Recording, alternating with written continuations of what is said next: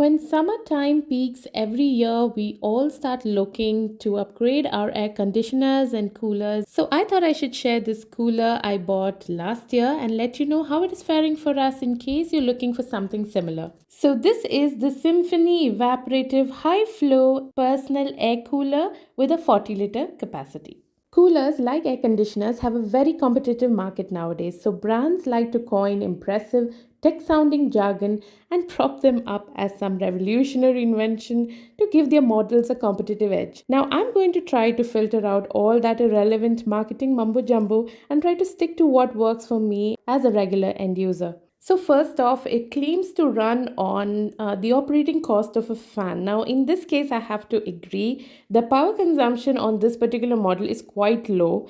Even on continuous use for a whole month, I do not see much of a change in the meter reading. Now, I have to attest that this model does work on an inverter as it has a basic 6 amp 2-pin plug top with a cord length of roughly 160 centimeters, which does easily fit into any extension or plug point. We use this mainly in the kitchen, work area, and balcony, and it is appropriate for small room sizes, roughly up to 18 meters square, which is roughly 195 square feet. Now, for us, the color was an important parameter as we didn't want the plain white, which might discolor due to the direct or indirect sunlight, especially as coolers are meant to be positioned near windows or other ventilation outlets. We therefore chose this light gray model as it is also permanently parked in my kitchen or utility area. Now, the outer material is made of ABS plastic and is very sturdy.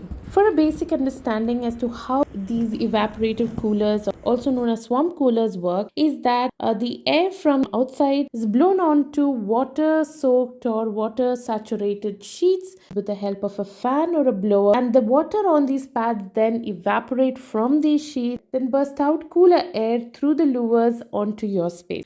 Though that was a very basic description of how the cooler system works, what is key here is what type of pad or sheet is used in the system. Commonly used pads are wood wool and honeycomb pads. Now, honeycomb pads is used in this particular model and is also used in most of the premium coolers as it is more durable and easier to maintain than the wood wool pads.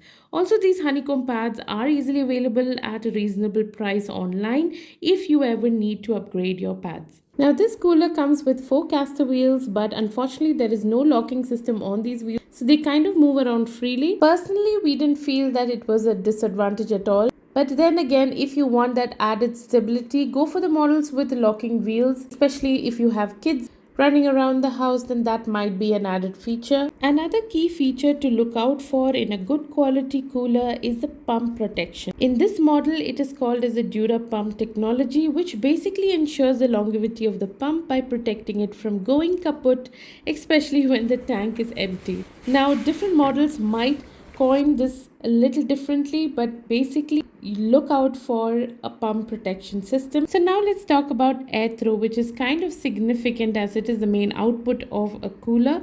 Now I have to say that it is quite powerful. For this model, throws air quite well across a small room and definitely cools very well by the standards of a standard cooler. New users usually make this mistake of expecting an AC output from a cooler. Now, this is not going to happen, so you might have to measure your expectations if you're looking for an AC output. Now, another point you should keep in mind is that any cooler you buy, the first use will have a slight foul odor, and this does usually go off after the first use.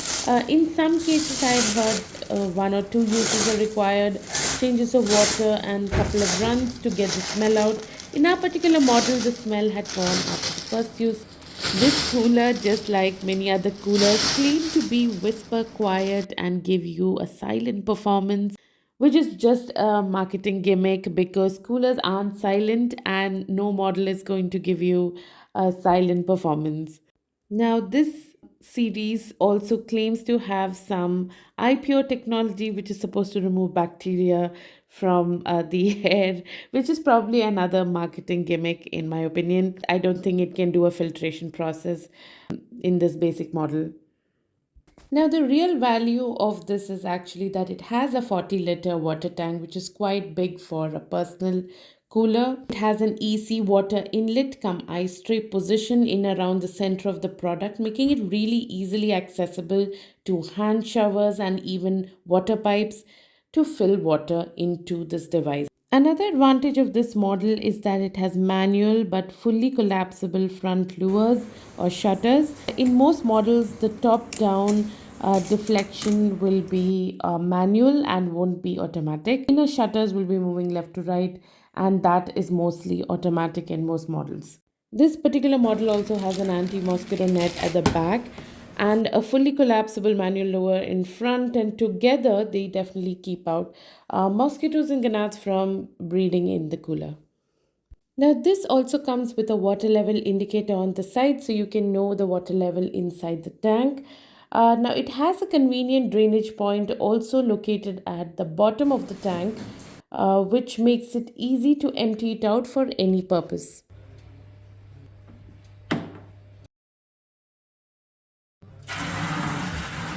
This product was MRP'd at 8,999 when I bought it last year. I bought it for literally half that price. This year, you can see that it's around 6 to 7K, and I'll leave the link below. All in all, this is a very good cooler in a budget which does the job well.